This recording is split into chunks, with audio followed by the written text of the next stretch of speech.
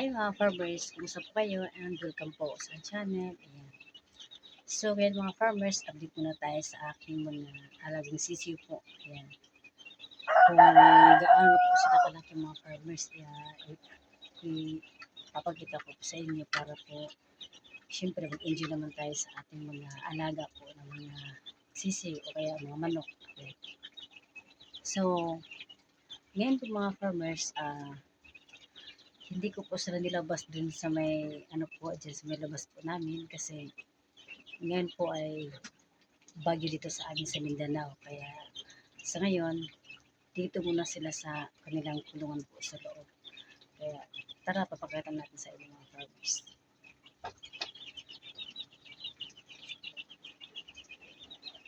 Dito yung kulungan nila sa loob kasi ano doon kasi dun sa may ano kasi namin sa milikuran po kasi namin mga farmers nandun po yung mga malaking mga namin yung mga broadcast po.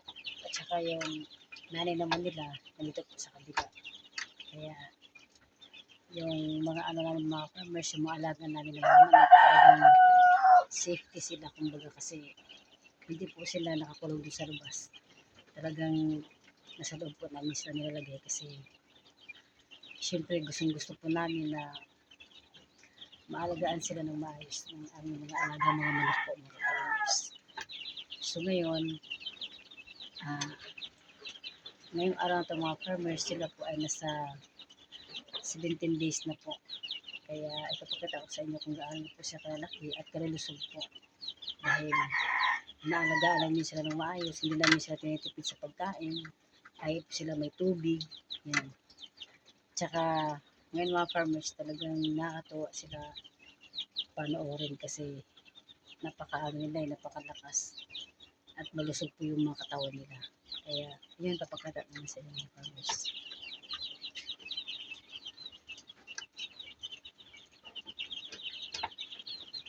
Pag ano pa naman to binubuksan ko po talagang nagtatalunan sila palabas kaya na nadandahan ko po mga farmers para ano po kasi nagliliparan ko ito ayan yung umaano nga yung isa sa loob. Ayan.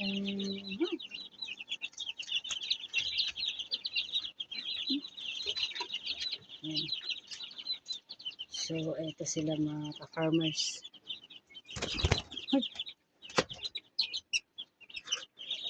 Yan, nakalabas yung isa.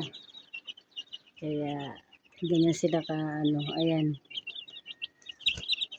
Yung isa po.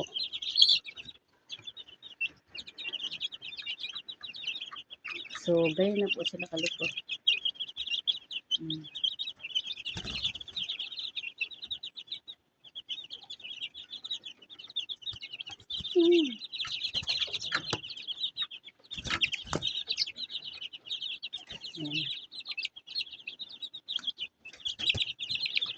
Bawas. So diba, ang lilikot po nila. Baba! Yung isa naman nakatungtong lang ayan. Yung isa, nangangalabit yung isa Diba? Yung iba kumakain. Ayan. Yung ano po pala nila mga farmers, yung ilaw nila, gato na po, kulay puti. Kasi, ano na sila kain-kain na po nila yung ano yung ginaw. Kumbaga kasi ano na po sila, malalaki na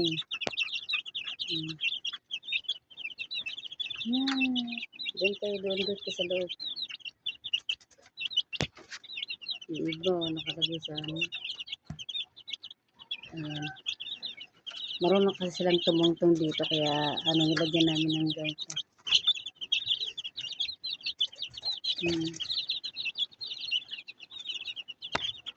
Yan po sila.